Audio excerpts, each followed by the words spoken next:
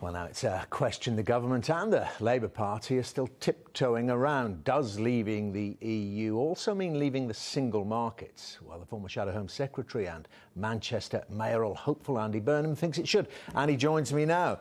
Very good morning to you, Mr. Burnham. We'll get on to that in just 1 minute, but I just want your instant reaction to this news about Orgreave. Now, you've been amongst those campaigning for a public inquiry into Orgreave. It seems that's not going to happen, but we're going to get some kind of release of the many documents, I suspect, that the police forces, the various police forces involved, have held. You welcome that?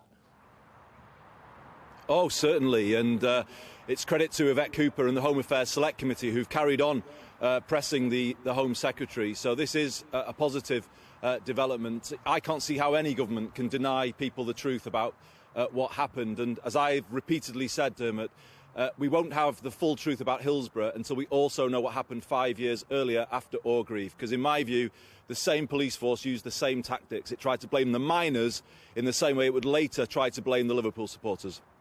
OK, so briefly on that, you think the chance of a public inquiry is still alive? Well, I think it's got to be, because we need to see what these files reveal, and if they reveal evidence of wrongdoing, both in the police force or possibly within the government of the day, then that will need to be looked at further. So, yes, I think this is a positive development, and as I say, it's credit to Yvette Cooper and the Home Affairs Select Committee. OK, thanks for that. Now on to the single market. Isn't it party policy that the UK tries to remain within the single market? You think actually leaving it might be good for the North? Well, I think, to be honest, Dermot, things are getting very confused, aren't they? The government isn't setting out its plans, and so many people out there are still rerunning the referendum campaign. I think what's got to happen, people have got to go back to what the public voted for. And here in Greater Manchester, people quite clearly voted for a change to the current freedom of movement rules. That is the starting point, it seems to me, in this debate. And what I am saying is, let's have a Brexit plan that works for Greater Manchester. That means it must respond to what people voted for. So I would argue there does need to be a system that offers more control, but it's got to be balanced. We want to continue to welcome people from around the world to work here.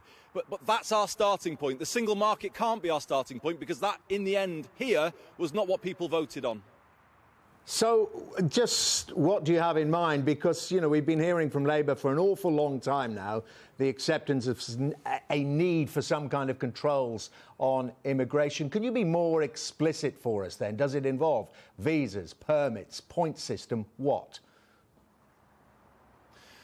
The government has got to set out its intentions, but I believe we've got to have a system that is more linked to people coming to fill a specific job in the labour market, rather than speculative free movement, which has actually caused some quite difficult challenges in parts of Greater Manchester. We've seen downward pressure on wages. Now, the public are right to raise concerns about that, Dermot. So we need a system that affords greater control, that allows us to bring people to work here and contribute to our economy and our society, but also deals with the negative effects of full free movement, which has been downward pressure on wages, but also pressure on primary schools, GP services. We need a system that balances those things together, and that's what I'm calling for. Is it because you're intending to be leaving Parliament, I guess, if you win the mayoralty, that you feel free now to talk out so openly against party policy, against what the leader says? Well, if you look back, actually, over a long time I've been making these arguments. I made these arguments in Cabinet when I was picking up concern about the way free movement was working back in the latter part of the last decade. And when I stood for the Labour Party leadership, both times I made similar arguments. You know, I'm not somebody who says, you know, we just abandon our relationship with Europe. Certainly not. And I hoped that we may be able to reform free movement from within the EU. But the public have said otherwise. They've asked us to reassess our relationship with the European Union, particularly on this question of free movement. You know, it hasn't been working for parts of Greater Manchester, as I've just said. So what we need to do is start there, accept the public's call for a system of more control, but balance that by securing maximum access to the single market. What is your analysis as you, as I say, you hope to turn your back on the Labour Party nationally? Some have said become the Boris of the North. I know you're not going to accept that.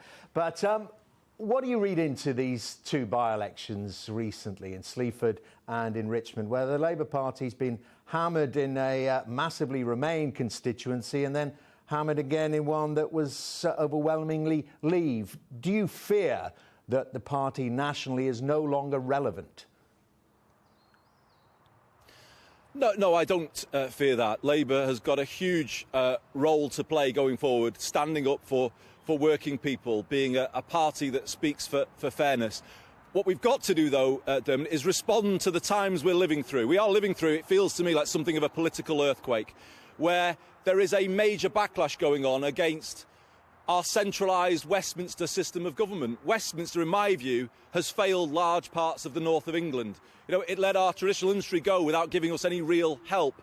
It's focused on selling off council housing rather than building the new homes that we need, and it's given us a housing crisis.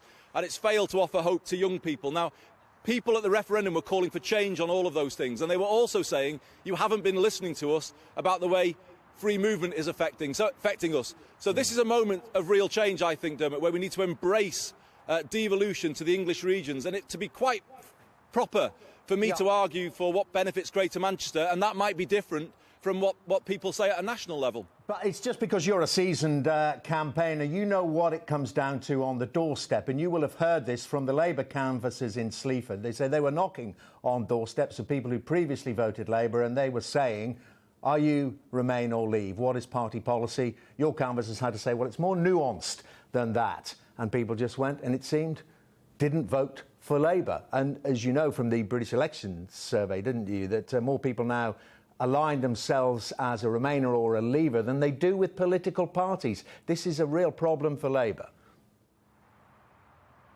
Well, we've got to make sense, don't we, Dermot, of the times that we're living through. And I don't think people want us to be in the Lib Dem position of trying to reopen the referendum. What Labour has got to do is find a balanced approach to Brexit. And as I say, a Brexit here that works for Greater Manchester. And I think maybe Labour's problem has been, over the last 15, 20 years, is we've tried to run a single line to apply to the whole of the UK. And the problem with that is things look different here from Greater Manchester than they do in London. And that's why this change is important now, that it's right that I can articulate how people here feel and develop a response that is right for people here. And that shouldn't in any way threaten the, if you like, the national party. And so that's the change I think we need to move towards. And I'm quite clear that we need to look at Brexit and what it means for Greater Manchester in a different way, because there's a balance also about the single market. It may well be the best answer for the north of England to stay in the single market. But, Dermot, we also need to think about, do we need more flexibility on state aid rules to help rebuild our industrial base? And it's those trade-offs I think we need to debate. Just very briefly, if you win the mayoralty, you're going to stand down as an MP for Leigh, and that, it's said, might go to UKIP, your seat in that by-election.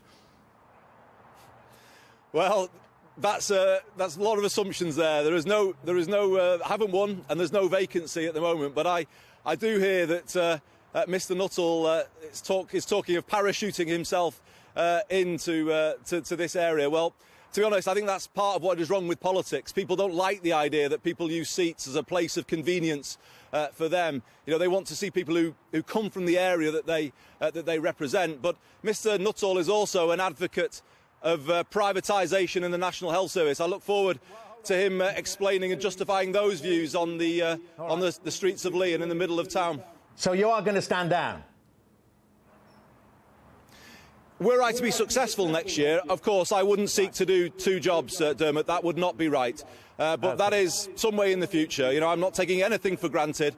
What I am saying is, if I want to represent Greater Manchester, then we need to start dealing with what people here were saying at the referendum. And that's what I'm focused on. OK, well, thanks very much, Mr. Burnham. Very good to talk to you. Andy Burnham. Thank you.